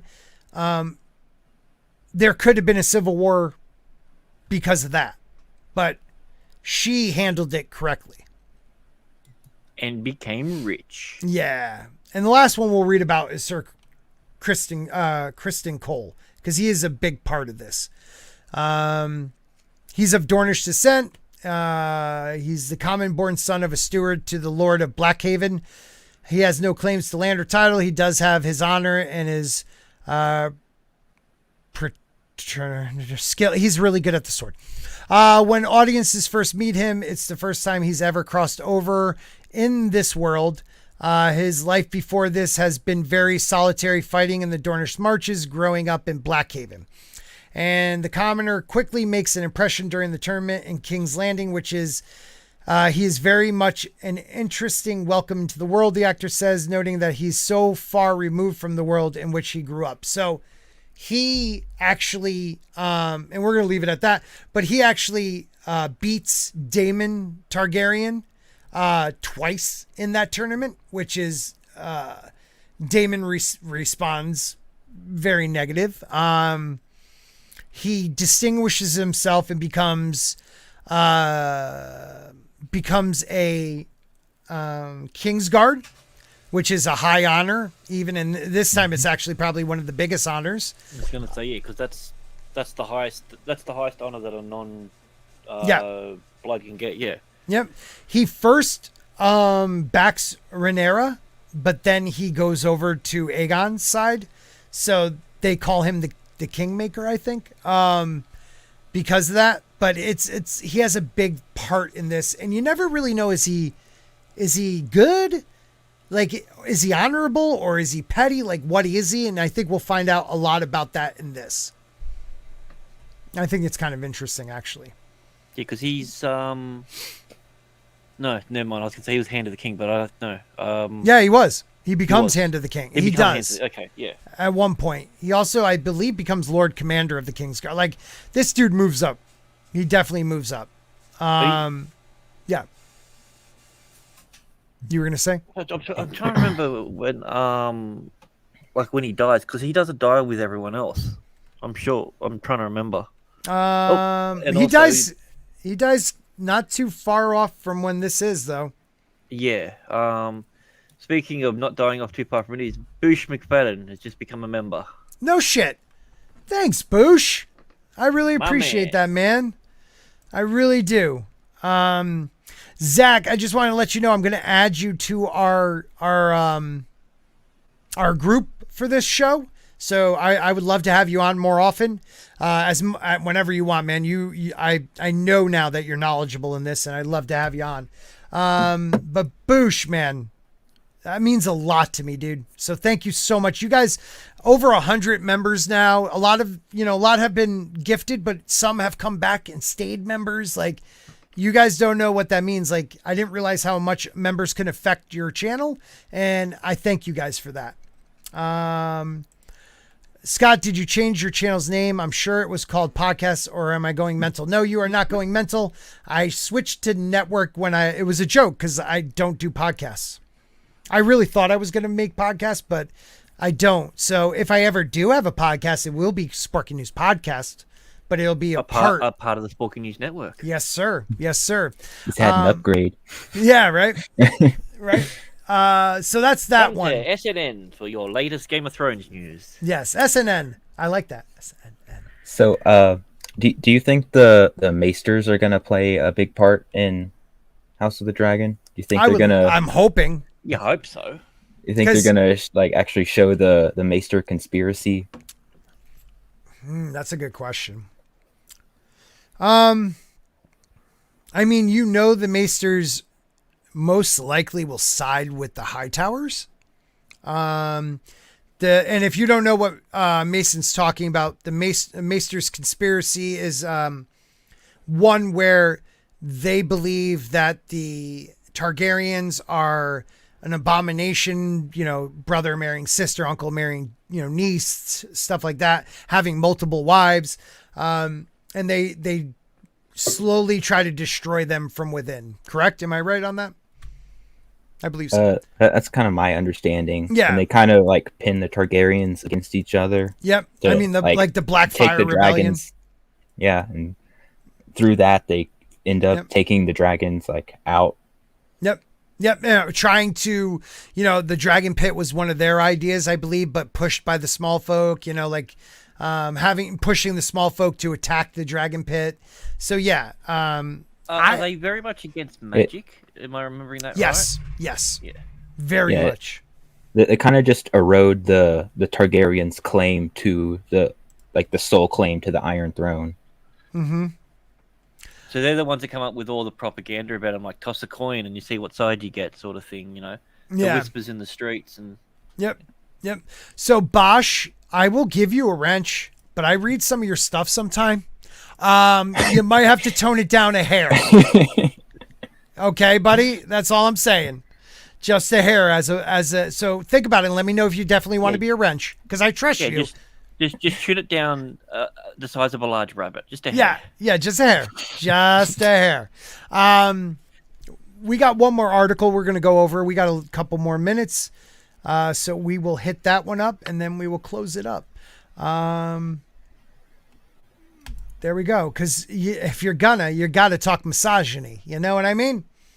So, and maybe that's all they said was what they said in the last article, but we're going to find out. So, yeah, it was a lot less innocuous than it's been made. Yeah, because this is the younger actress, man. Yeah. And it didn't seem like she said anything in the last one. Okay, let's find How out. How gay is it? That's what I want to know. Yeah, well, it looks like they like each other there, if you know what I mean. Their head's facing the wrong way for that. All right, so let's read onto this and see what I thought. It is America. You can say whatever you want, but there are consequences. That doesn't mean there's not consequences. So, yeah. But I'm going to make him a wrench. I'll make you a wrench. Because I do trust him. I don't think he's going to do something crazy. And I believe I'm going to make a mod DM in Twitter. So let me know, DM me, guys. So Bosch, it's Soul Session, I know yours, but I'm going to make a mod DM so you guys kind of can for all stick. The Sporkmodics. Yeah, for all the Sporkmodics to, talk to each other and stuff and make sure they know what's going on throughout the shows. All right. And Katina, just look at your thing now, please. You are a mod. You're a mod too. I'll make everybody. You're a mod. Anyways, so let's read on. House of the Dragon will explore misogyny. Who wrote this? Oh, Screen Rant. Of course. Screen Rant, right? Adam. Okay. House of the Dragon will explore misogyny and the patriarchy through Rhaenyra and Alicent. According to stars Millie Alcock and Emily Carey, based on George's thing, let's just jump freaking ahead. But you got to make sure it's familiar hallmarks of its popular predecessor include sex, violence, and of course dragons. Well, I mean, it has to have sex in it and dragons and everything. I mean, that they termed the coin sex position, where stuff was explained during sex. Right. That was a huge part of the Yeah. Yeah, people are like, I want to skip the sex scenes. I'm like, you can't. You'll miss the story. Yeah, And they're you like, find out a like, lot. No, literally, you will miss the story. Yep. If you skip the sex scenes. Yep. No matter who's having sex, you're gonna find something out. Well, we're gonna see Matt Smith's bottom, aren't we? I bet. There's gonna be man-ass. I've heard that it's bigger on the they've inside. toned down some of the sex scenes, but also I saw Matt Smith say something about he had like a lot of them or something, and he was like not a big fan of doing so many for the show. Well, I mean, that's the thing. Like, the same thing happened with Amelia Clark. She was the most popular character in that, and it probably had something to do with the fact that she got a kid off. And then when she got big enough to say, you know what, I'm not going to do it, they had to agree with it. I think it's going to be the same thing. Like, people now look at that through a negative lens. Like, you can't, if you take your top off in a series based on something where that people would have their top off, that's now somehow wrong. Which is always a weird thing to me, because it only ever seems to be one side. Right. You know what? Like, yes, you put it perfectly. She got big enough where she could, and she did, dude. Now that it's been a few years, we come to find out it wasn't like what people made it sound like. She would never do a nude scene again. She just got to choose, like, you know, like what she wanted to do and stuff. As I said, she was the most popular character on the show, and she got to be able to dictate certain things about her character. Yep. And that was one of them. There's a lot of into an elevator and go, have you seen my vagina? Have you seen my vagina? Yeah, I'm on the #1 show on the planet. Of course you have. Yeah. There was a lot of stuff from D&D where they were trying to make do a lot more of the stuff, and they were like, well, because they couldn't write. Yeah, they were focusing way more on that and trying to get her to do a lot more stuff, and that's kind of where that comes from. Right. Go ahead. I'm sorry, buddy. No, you're good. It's your show. But I think that the like nudity from Game of Thrones is a lot different than in the books. Like in the books, it's very important when something like that happens. Mm-hmm. But like the show made it a point to do it like every episode. You know, we think this dialogue is boring. Let's make sure we put some on the screen. Right. You're absolutely right. Because don't forget, like, their big thing was spectacle and sex. When George nude HD. Some of the mods get those. You're all new mods. Can you freaking do it? Sorry, nudes HD. They heard our conversation. Right. You're not going to be a mod. You know, and guys, Soul Assassin is your mod leader. Just know that, him and Eric K. So they lead. But like that kind of shows that you don't have faith in your source material to make sure that is there over what the dialogue is trying to explain to you. Yeah, I mean, George used sex for a reason, sometimes for brutal reasons. You know, like. Yeah. That's what it was there for, you know, to show the violence of the world but also people just being people. And you even see it in the beginning, like Dany, when she was bathing, like it was to show how she was able to, like, the water was supposed to be like almost boiling and she was like, whatever, you know, like doesn't even faze her. That was like a setup for later in the series, you know? Yeah. That sets up how like messed up the series is. Mm-hmm. And sets up her like tolerance for heat, because fire cannot burn the dragon. Right. Not just that, as you said, it sets up the brutality of the world, because all the stuff that happens like that in the book. Remember, she's only 13, 14 years old. Right. As well, at that time. So 13. Yeah. Yep. So like it's designed to show. So it had a purpose. Yep. But there was in the show they wrote a lot more stuff around the whorehouses and everything that didn't take place there in the books. Right. Just so they could have the dialogue there, and you could have the ladies with their kid-offs and everything like that. That was to try and sell the show as an adult, you know, something new and everything like that. So it's a very visual medium. Mm-hmm. But the thing of it is, it's very effective. It is. And if you use it correctly, it's tasteful and it's smart, you know? But if we get more man ass than girl ass, I'm going to be pissed. this movement for man-ass lately. Whatever, dude. Yeah, you know how people will count how many minutes a female and a male are on screen and write about it on Twitter?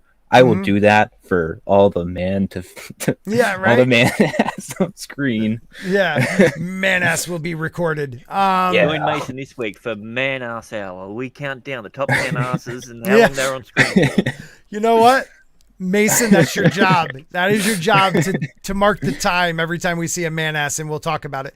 Right. I'm holding. Get my stopwatch. Yeah, please do. So these two complex female characters. So Rhaenyra and Alicent.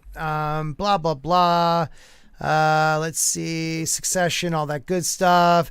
During a recent interview, roundtable with Screen Rant and other media outlets, Alcock and Carrie talked about their characters' relationship in House of Dragon and how Rhaenyra and Alicent respond to the misogynistic and patriarchal pressures of Westeros. Well, Alicent doesn't fight back against them. Rhaenyra does, illustrating the fundamental difference between the two characters and their conflict. So, Carrie, I think part of the key for Alicent is she doesn't fight back. I think she doesn't know how to. And I think part of her doesn't want to until she's there. And then maybe she regrets certain decisions and certain choices. But I think she doesn't have the power to fight back, mainly because she's a child when we find her. But I said it before and I'll say it again.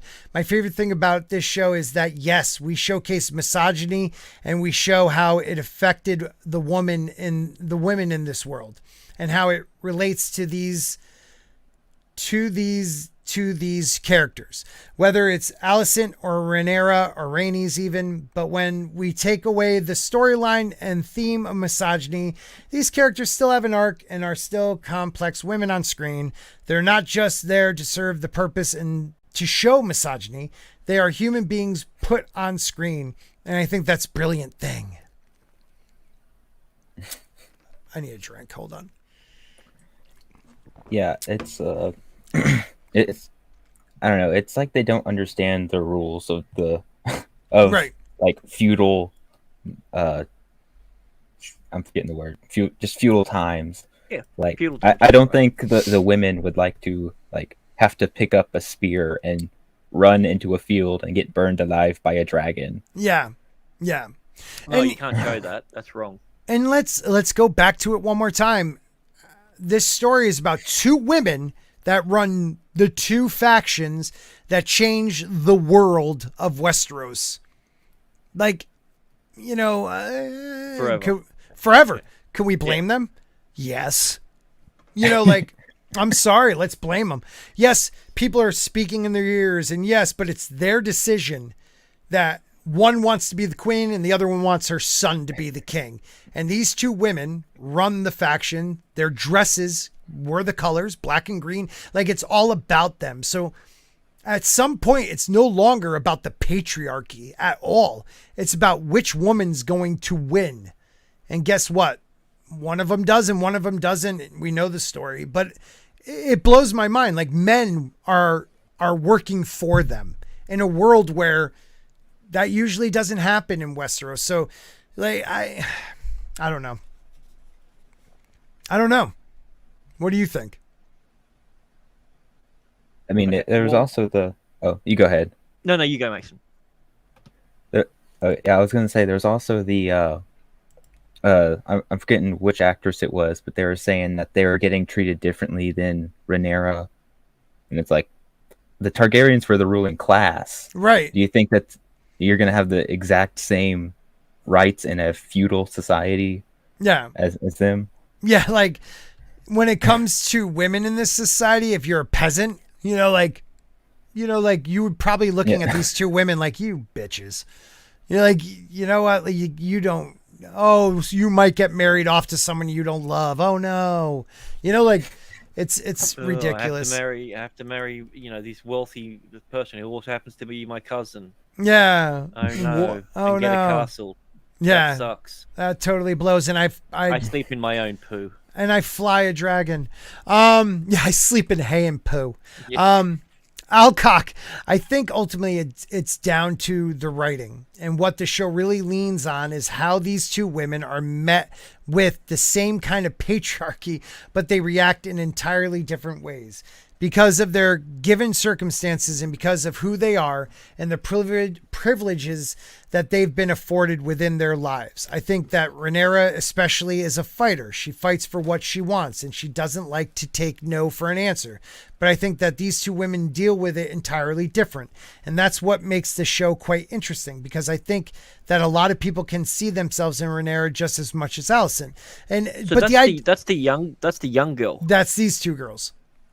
And what blows my mind is this. It's like, it's not, why does it have to do with misogyny? And like, yes, I get it. They're in, I don't know, man. In a way they have a point, but it's like they're looking at it wrong. Yeah. I don't know. Okay. They're coming to the right conclusion. Just the way that they're explaining it is wrong. It's not patriarchy. It's not the misogyny. It's the way of the world. They can look at it through a lens. Yes, it's because they're a woman, but it has nothing to do with it being a misogynistic society. Right. The women are the ones who ultimately hold the power within these relationships, especially in this story. Yeah. Like this is as far from a misogynistic story as you can get. Yeah. The cause of the conflict starts off based purely and simply on a fear. Yeah. If a woman could do it, and it's them proving what happens when they do have power, and what, like, in all fairness, the fear was kind of warranted in the end. Yeah. Yeah. Well, yeah, true. Bruce, I agree with you completely. I'm glad we'll be your source of knowing what's going on with these shows. Because truly, like, sometimes we do this. Like, I watch shows so I could tell you what it's like, just so you don't have to deal with it if you don't want to, or maybe you find out you do want to. And I just want to say hello to Sunny Frank. It's good to see you. But, yeah, like, I get, like, even in the main story, like, you look at, like, Ned Stark and Kat, like, she has way more power and sway with him. Yes, he's the Lord, but he doesn't treat her like a second-class citizen.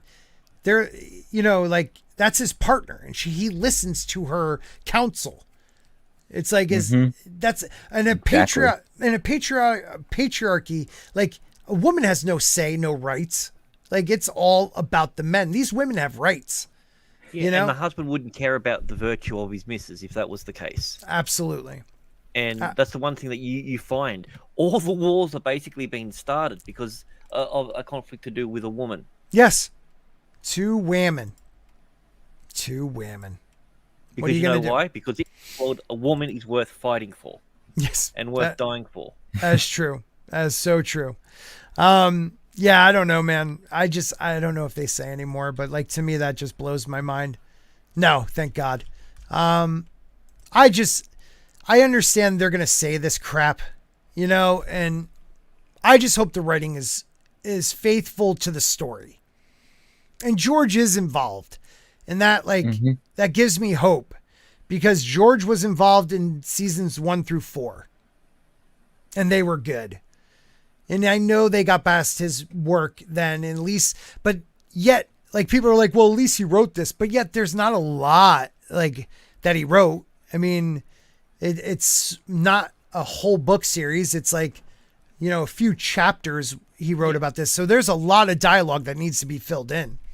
And I mean, this is the thing, like, a writer, as they get to a certain age, their stuff deteriorates and it's not as good. But the stuff that he's done for Winds of Winter that we've seen, I think it's some of his best work. I think he's gotten better. So that gives me that hope that if he's got his hand in this, especially dialogue wise, and just something simple like having two humans talk to each other like humans. Right. Like, not just start a conversation and then cut to another scene and they're still having that same conversation. Doesn't make that. Or, the Unsullied being able to teleport, stupid shit like that. Like, turning crows into a Wi-Fi instant messaging system. So fast. Like, it's ridiculous, right? They just forgot any of the in-world rules. But the Iron Fleet didn't forget about them. Yeah, the Iron Fleet did not forget about them. Mason? Yeah, so is George actually writing episodes, or is he just advising, or? He did say he's very. I don't think he wants to say he's writing episodes. He has writing credits for every episode, but that just could be story writing credits because he created the world and input. But they don't go into details. Yeah, I mean, he could just be like looking through the script and like adjusting lines or whatever. Right. I think he doesn't want to admit that he's writing House of the Dragon. Yeah, because and not dude, Winds of Winter. I mean, the minute he says that, I will want to destroy him. You know what I mean? Like, come on. Like, that's such BS. Like, get back to the books. He did just write something recently. Hold on. I'm sorry, guys. I just want to read this. Are you going to his blog again? Oh, of course. I live on that thing. Yeah, there was that Preston Jacobs video where he compiled about how much he's gone through. Yes. Breaks my heart. If you haven't watched it, you should go watch it. He's right. Preston breaks down, and Preston, first of all, has some of my favorite theories of all time. But Preston breaks down what George has said, what he's released, what he's read at cons, and where he believes he is in the writing, and is not as far as he should be. I think this is dope. This is the outside in Times Square. This is the House of the Dragon billboard. Whoa. How sick is that? That is awesome. Yeah, I love how they do that one. There was like a jaguar, and it looked like it was jumping around the corner for it. So that's so nuts, dude. So cool. Back to George's blog though. Yeah, hey, we're just do a search on the page for other book or wins. That's usually what I do to find anyone who mentions it. He stopped referring to it as that and just referring to it as the other book. Yeah, it blows my goddamn mind. I hope to wrap up the storyline for one of the viewpoint characters of Winds of Winter this week. Maybe even two. Like, dude, he usually has at least, 6 viewpoint characters in a book? At least? And he's only going to wrap up 2 this week? Well, maybe that's the end of their chapter, No, that's what he means. It's the end of their story in Winds of Winter. But it doesn't necessarily mean it's even towards the end of the book, because... No, he's just viewpoint character. Yeah. So is he completely done with those 2 characters? Well, that's what he said. He's one. He says, I hope to wrap up the storyline for one of the viewpoints. So, it's like saying, I hope to wrap up Dany's storyline for Winds of Winter. So, she's done. And maybe even, Tyrion. But there's still, who else? You know what I mean? There's probably 5-6 more people that he needs to finish. Yeah. And also, because we got a rough idea of how many people he's going to have in chapters, but this could be just someone he introduces in this book as well. No one knew. He will not introduce any but what I'm saying, we know who he's got so far. Yeah. From the ones that he's released, but I'm saying it might not necessarily be one of those. This could be a completely brand new character. It could be John. We only see in this, and it could be John. Yeah, exactly. It could, John 3. Yeah, because he's not. He said there will be no new point of view characters. So if they haven't been a point of view character in any of the other books, they will not be one in this. So no Night King then. No. But Melisandre, she had one point of view, I believe, in the last book. So people like that. So it's pretty cool. That's true. Yeah, she only had the one. That's right. Yeah. Yeah. Yep. Yeah. So maybe it could be something like that. Yeah. Yeah. So we'll see, man. We'll see. Return of Lady Stoneheart. Yeah, we will see. But we're gonna wrap it up, guys. Mason, Mr. Grant Gregory, thank you very much. We're gonna play our intro again because a lot of you guys probably didn't see it as our outro tonight. But I do want to thank Bosch for being a channel member and all the channel members out there. You guys rock. Thank you so much to everybody. Thank you guys. Mason, are you working on anything or want to shout out? I'm working anything? on a few big things to see if I can actually do a big video. I don't know if I'm actually gonna put it out. It might not be very good. I might scrap it. Well, you know what? You do it, man. You go for it. Well, we'll make sure Mason's link is in the chat, and hopefully I can. Oh, Mr. Grant Gregory for 5 Australian. Thanks, buddy. Love the chat. I do too. You guys rock. Hey, Amy, please come back. Make sure, because we will be talking with Jane Theory, according to Christie, Zach, hopefully Gary once or twice, from Nerdrotic, a couple other people, about this series every Monday night. It premieres this Sunday. So I hope you guys come back. And Grant, thank you as always, guys. We love you. Thank you very much.